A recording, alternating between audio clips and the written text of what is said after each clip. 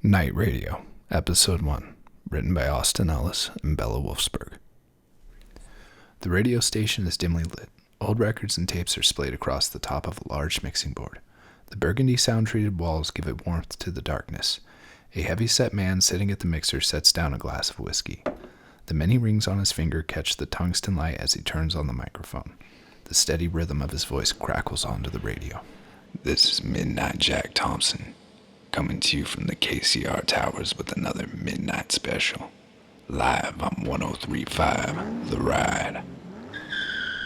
Tonight's show is about your worst nightmares. It's the scratching at your window. It's the monster under your bed. It's the shadow in the night. It's everything you don't want it to be. Something waits in the rustling branches over Main Street. Something hungry. It is a stormy night in the small town of Eureka Springs. Little Jamie Koufax is getting ready for bed. She takes off her beaded bracelet and sets it on the dresser. She picks up her cat, who has been sprawled out on the carpet floor, and kisses him on the nose. "Good night, Whiskers." She sets him on the foot of the bed. A loud crash of thunder makes him jump and run out of the room. "Scaredy cat?" She shrugs, shaking her head subtly, and climbs into bed, turning off her bedside light. The trees outside her window blow in the wind, scratching at the glass. She nervously looks over to her window. Seeing that it is just trees, she lets out a sigh of relief and soon falls asleep. A dark figure moves across the ceiling above her bed. A flash of light fills the room. The shadowy figure of a creature slowly raises itself up from the foot of the bed. The sound of trees scratching frantically at the window. Another flash of lightning, and then pitch black. A white Victorian house sits at the end of a calm cul-de-sac. The windows decorated with sheer lace curtains. Ash trees surround the house, their leaves just starting to change color with the coming fall. Stacy, a 17-year-old girl, is getting ready to go see her friend Tabitha. She pulls a brush through her strawberry blonde hair, dabs on some pink lip gloss, and turns to check her figure in the mirror before grabbing her purse and going downstairs. She makes her way through the living room and out the front door. She begins walking to Tabitha's house, unaware that something has been watching her. The TV is on in the living room of Tabitha's house, playing the local weather. "Looks like we're going to be in for some rain tonight. Chances are it's going to be a big storm. It will be starting around 6 p.m. and last most of the night until around 2 a.m. Tomorrow should be mostly sunny as it clears up for the remainder of the week." There is a friendly knock at the front door, followed by a ring from the doorbell. Tabitha, a teenage girl with mousy brown hair, walks into a dimly lit living room. Her legs pass in front of the TV as the weatherman is pointing to the trajectory of the incoming storms. Tabitha opens the door to a smiling Stacy, standing outside, excited to tell her something. "So, you remember that guy last night who was at the show we went to?" "You mean the one that wouldn't stop talking about himself and his pontoon boat?" "Yeah, him. Well, I gave him my number and he invited us to go out onto it tomorrow. And before you ruin the mood by saying no, I have even better news. Travis said he might be able to stop by my house after he gets off work tonight." Stacy smiles and puts her hands together, giddy at the idea. Tabitha glances at Stacy. "I wasn't going to say no. And how is that better news? I'm okay with getting out in the sun before fall hits. But are you really going to sleep with another guy? Aren't you still technically dating Jason?" "Technically, yes, but I want to live a little and have some fun, you know?" Tabitha widens her eyes and gives a forced smile, disinterested in Stacy's habits. "Okay, well, I was just getting ready to leave to the store. My mom is out of town and asked me to pick up a few things. Want to walk with me?" "Of course." The two start making their way downtown. It is a fair day outside with a few clouds in the sky, with a chance of a gentle summer rain in the air. The town is a small suburban town with an old-time feel to it. The townspeople are going about their daily business and getting their shopping done before the storm hits. As Tabitha and Stacy walk through the town square, Tabitha starts to notice a suspicious amount of missing posters, plastered onto the brick wall that is usually covered in ads for local events. As she looks around, she notices more on telephone poles. She turns to Stacy. "There's so many missing posters. Seems like every time I come out this way, there are more posted up. Have you heard anything about this on the news?" Stacy, having been looking intently at clothing options in local boutiques, turns to Tabitha with a blank expression. "Any of what?" "The missing posters. There are like 10 on that wall alone." Oh yeah, weird. Hey look, they're having a sale on all their bathing suits. We gotta go inside and take a look. As they walk up to the shop, Stacy opens the door and walks in. As Tabitha begins to follow her, she hears a rustling in the trees above her. She looks up and notices that the trees are moving, almost as if something is climbing in the branches. She stares up at it for a moment, trying to decipher the cause of the movement, but is unable to see anything, so she shrugs it off and walks into the store after Stacy. Oh my god, this one is so cute. How much is it? Stacy looks at the price tag on the small white bathing suit. It reads $35. Stacy, having no intention of paying that much for a swimsuit, looks over to Tabitha and silently mouths, $35. Yeah, this place is expensive. Stacy turns to Tabitha with a mischievous look and whispers, You should go distract the cashier for a bit. No, come on, I don't want to get caught. Stacy gives an exaggerated eye roll. Just ask if they have any of these in a different size in the back. She hands Tabitha a swimsuit and motions her towards the front. You know I really hate when you do this. Stacy makes a pouty face at Tabitha. Tabitha frowns but walks up to the cashier carrying the swimsuit. Excuse me, do you have this in a smaller size? The cashier takes the suit. I think everything we have is out on the floor, but let me go check in the back. Thank you. The cashier walks to the back. Tabitha quickly walks back towards Stacy, looking over her shoulder. Whatever you're going to do, you better do it quick. Stacy nonchalantly stuffs the swimsuit in her purse and they start to casually walk towards the door. On her way out, a pair of sunglasses grabs her attention. She quickly pulls them off the rack and puts them in her purse. Tabitha looks around nervously on edge, irritated by Stacy's habit of confidently shoplifting. They leave the store. The cashier comes back to the front desk and looks around the store, finding it empty. Tabitha, with her hands out in front of her, scolds Stacy. I hate that you do that. Every time. I can't believe they want $35 for a bikini, Stacy replies. If that's what they call a sale, what else could they possibly expect? Stacy and Tabitha turn the corner down the street from the bathing suit shop, away from the scene of the crime. Tabitha's tension eases. She looks across the road towards the park and notices an unkempt man standing there, unmoving, looking up at the trees like he's watching something. His clothes are dirty, his hair is a mess, and he has a wild look on his face. Tabitha slows and watches him. Suddenly there's a sound in her head, the sound of some kind of demonic whisper. The man slowly lowers his face and stares back at Tabitha. They look at each other dead in the eyes. The man lifts his finger up to his lips and mouths, Shh. He points upwards towards the trees. Tabitha follows his direction. Looking up at the trees, she notices the same rustling movement that she saw outside the bathing suit shop.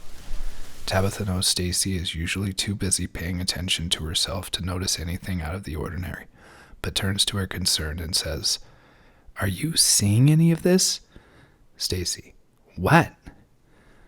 That guy over there just shushed me all weird. Stacy, off-put and confused, replies, Why? I don't know. I think he was saying there's something in the trees. Stacy laughs and gestures to Tabitha to keep walking. You're so weird. He's probably just some homeless guy. Just don't pay any attention to him. Tabitha follows Stacy, weirded out. She turns to look back towards the park. The man still standing there, watching the trees again. A late summer rain is falling. Tabitha and Stacy run along the street up to Tabitha's house, laughing and having fun in the rain. Both are soaking wet, dressed in their summer clothes, enjoying the remaining heat of the fading season. The two had jogged home to avoid the coming chill of the storm. Both girls stop in the street before reaching Tabitha's house. Tabitha turns to Stacy. Okay, see you tomorrow. Okay, bye, Stacy replies. Stacy turns to run home, waving back at Tabitha. Tabitha runs up to her house, opening the door and ducking inside to get out of the rain. Tabitha, wet and cold, runs up to her bedroom carrying her shopping bag. She sets it on the bed and takes out a new gray sleeping t-shirt. She peels off her wet clothing and throws on the t-shirt. She looks at herself in the mirror, seeing how it fits. She starts to get the feeling that something is watching her, and as she turns to catch just the smallest amount of a black shadow moving behind her, she is ripped backwards, screaming into the closet, the door slamming shut behind her. Just a few muffled sounds, and then silence. Outside the house, the homeless man from the park stands, staring up at Tabitha's window. It is dark inside the living room of Stacy's house as she opens the front door. A stream of light leaks in and is extinguished as the door closes again. She casually turns on a lamp and jogs upstairs. She walks into her bedroom and starts to change her clothes. She opens the door to her closet and walks in to grab a pair of pajamas. Standing in front of the mirror, she begins to brush her hair. She puts on a light coat of makeup, getting herself ready for her date tonight. The homeless man still stands in front of Tabitha's house. He intently stares at the rustling trees, the movement now more aggressive. He sees something small drop from the tree and land in a puddle. He bends down to pick it up and turns it over in his hands. It is the bracelet Tabitha was wearing, purple with the letter T on a single white bead. As he examines the bracelet, a pair of red glowing eyes stare down at him, unseen, deep inside the tree. The man turns to walk away as he puts the bracelet in the pocket of his coat. The light from inside the phone booth creates a contrasted shadow against the man's face as he walks inside and dials 911. The phone begins to ring inside the police station. Maps and county awards are hung on the wooden panel walls. The dispatch lady shouts from the break room, "I'm still on my break." The phone sits on a wooden dispatch desk. Tan slacks cross in front of the desk and the sheriff sits down to pick up the phone. Carroll County Police Department, what's your emergency? There is a moment of silence and then a faint breath crackles onto the phone. 1857 Marjorie Lane. The dial tone cuts in as the line disconnects. Hello? You still there? The lit phone booth is empty. The sheriff hangs up, grabs his keys, and puts on his coat. He walks briskly to his partner's desk. Just got a weird call. Was only given an address, then the guy hung up. Let's go check it out. And grab a jacket. It's really coming down out there. Both officers come out of the station. They get in the cruiser. Sirens and lights ignite the night sky as they take off down the road. Outside of Stacy's house, there's a subtle feeling of doom in the air. A black Lincoln Town car is parked out in front on the street. A young man gets out of the driver's seat and makes his way to the front door. He knocks on the door. Something watches from above as Stacy answers. She wraps her arms around the young man's neck in an intimate hug as she invites him in. The two are tangled together on the couch making out, not paying any attention to the movie playing on TV. Stacy pulls her face up from a deep kiss. "You want to continue this in my room?" Travis nods. She climbs up off of him and takes his hands, guiding him all the way up the stairs. The police cruiser pulls up in front of Tabitha's house. The rain has slowed down, but the roads are still shiny and wet. The officers make their way to the door. This is the police. There is no answer. They knock again.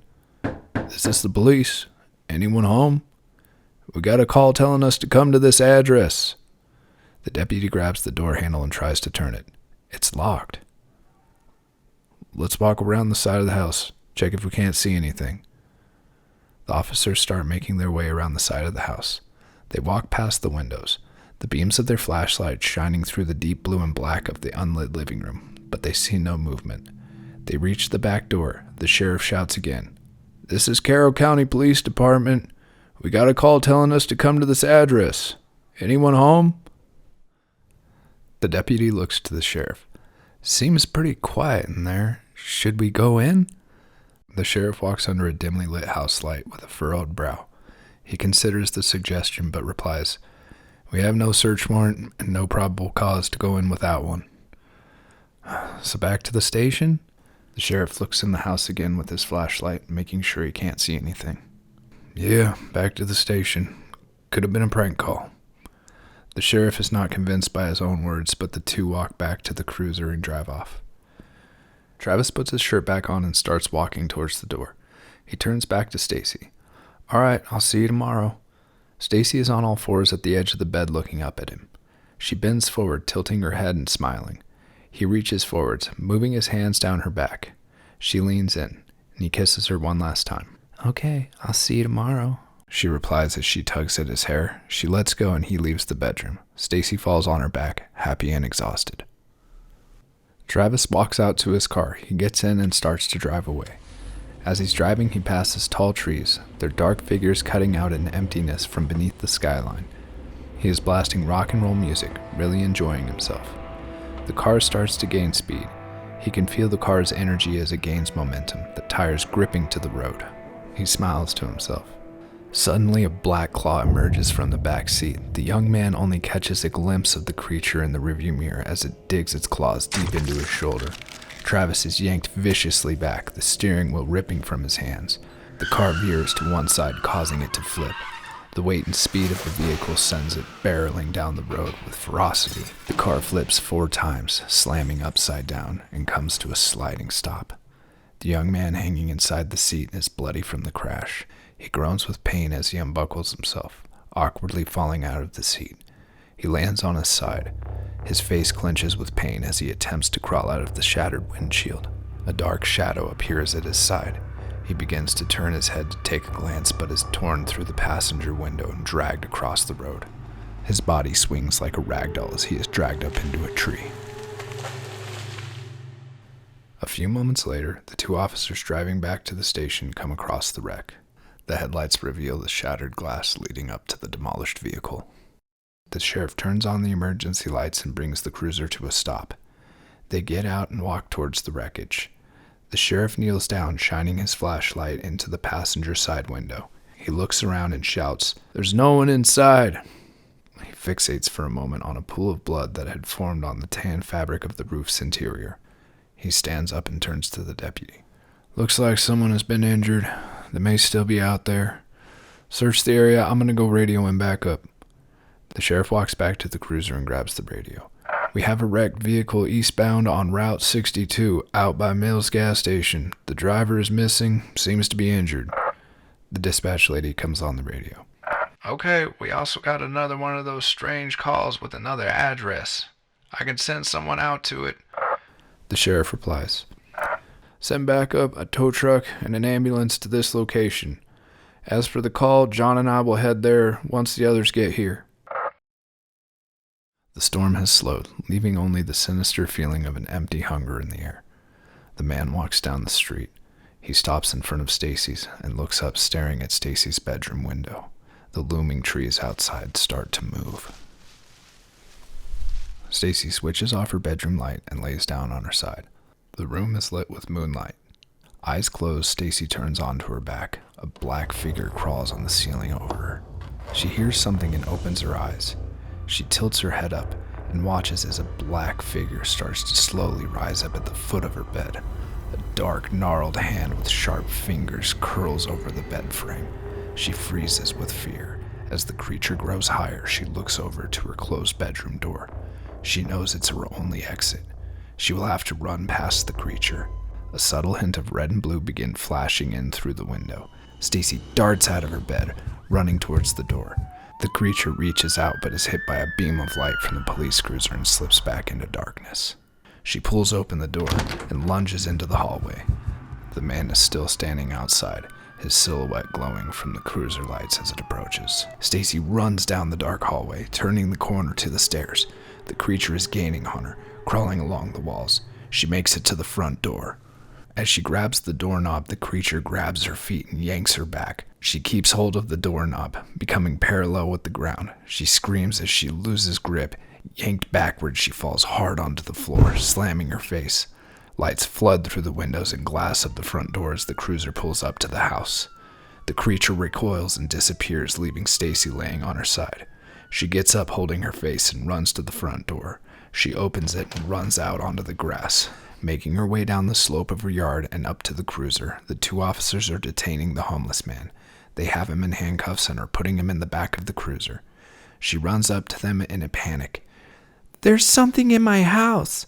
She runs behind them to protect herself. She notices the man in the back of the car. "That's that weird guy from earlier. What's he doing here?" Just then, the leaves begin to rustle above them. Stacy looks up instantly. The deputy shines his light into the trees, catching the movement of a black arm and hand with long, sharp fingers. It pulls away from the light back into the shadowy depths of the branches. "What the fuck was that?" the deputy shouts. He pulls out his gun, looking into the leaves as he aims it upwards, searching for movement. Then, too quickly to react, he is ripped up into the trees. As he is being pulled up, the gun goes off, the unaimed bullet hitting the sheriff in the shoulder. "Fuck!" The sheriff cries out. Stacy screams. Then the sheriff takes a quick moment to think and to feel his wounded shoulder. He turns his head to Stacy. She has a terrified look on her face. "Get in the car!" Stacy hurriedly opens the passenger door, gets in and slams it shut. The sheriff puts his hand on his holstered gun, ready to pull it out as his other hand reaches for the radio on his shoulder. He radios in for backup. "I need backup immediately at 1134 Meadow Lane." A tall black figure appears behind him, grabbing him by the face and neck and slamming him into the passenger side window, his back hitting against it hard. Stacy screams. The sheriff fires off 2 shots at the creature. It comes at him quick, its long, pointed fingers reaching around his face and slamming it into the window. Stacy, curled up now in the driver's seat, watches as his face is crushed against it over and over again. With the last of his energy, he yells, "Go!" His face slams against the glass one more time, leaving a trail of blood as he slides down the side of the car to the ground. Stacy frantically positions herself in the driver's seat. The sheriff leans against the cruiser, his legs sprawled out in front of him. He brokenly reloads his clip and begins to fire. The creature closes in on him as he fires his last shot. Stacy hits the gas, tearing off down the street. She's panicking, talking to herself. Oh my god, what the fuck is that thing?" The man, still handcuffed in the back of the cruiser, looks up into the rearview mirror and says, "It's the embodiment of evil." Stacy makes a startled face and looks in the rearview mirror, remembering that he is in the back. "I've been hunting it for 5 years now. It took my little girl." He reaches with his hands handcuffed behind his back, pulling out a picture of her. Contorted, he sets the picture down on his leg. His mind flashes back to his daughter laying in her bed with the creature crawling above her while she sleeps. "It got your friend, too." The man sets down Tabitha's beaded bracelet on the picture. Stacy gasps, recognizing the plastic piece of jewelry. Her eyes tear up. "What? Oh my god." Before the man can explain, he looks quickly back behind his right shoulder, sensing something close. The creature is looking down on him through the back window. Stacy sees cop lights ahead, coming down the road. She presses on the gas. The car heads towards them. Suddenly, the back window shatters. The man is ripped out of the car as it is reaching full speed. Stacy screams, gripping onto the wheel tighter. The other 2 officers driving see the oncoming cruiser, the lights flashing, flying down the road. They pull over and the driver radios into the oncoming vehicle. Stacy, staring forward, hears the radio come on. "This is Unit 37. Come in. Please respond." Stacy looks down for a moment at the radio, then refocuses on the road. Leaning towards the wheel, she slams the pedal to the floor, giving the cruiser everything it's got. The engine revving. The voice comes back in on the radio. "Please respond." The officers look at one another, unsure of how to handle the situation. Stacy looks back in the rearview mirror and sees the dark figure climbing in through the back window. Stacy is yanked back as she lets out a blood-curdling scream loud enough for the officers on the road to hear. They watch as the vehicle swerves back and forth. Suddenly it begins to decelerate. The vehicle coasts forward, coming to a crawl. The officers approach the vehicle. They open the door, their guns drawn and ready. There is nobody inside, only shattered glass throughout the interior, a picture of a little girl, and a purple bracelet laying on the back seat. They hear a distant groan on the road. The 2 officers quickly make their way towards the sound. They come to a handcuffed man laying bloodied in the street. An officer leans down to him. Sir, can you hear me?" The other officer looks around confused. "Who screamed? That sound couldn't have came from him." "Don't worry, sir. We're going to get you some help." The officer checks for a response. The man stares upwards, looking past him. The trees begin to move. That's all the time we have for tonight. Join us again tomorrow for an out-of-this-world experience. Thank you. Good night.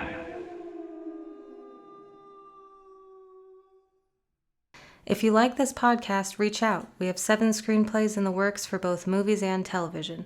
We want to get these scripts into pre-production. Help us get there. Check the description below for more info, DM us, or reach out by email at austinrussellellis@gmail.com.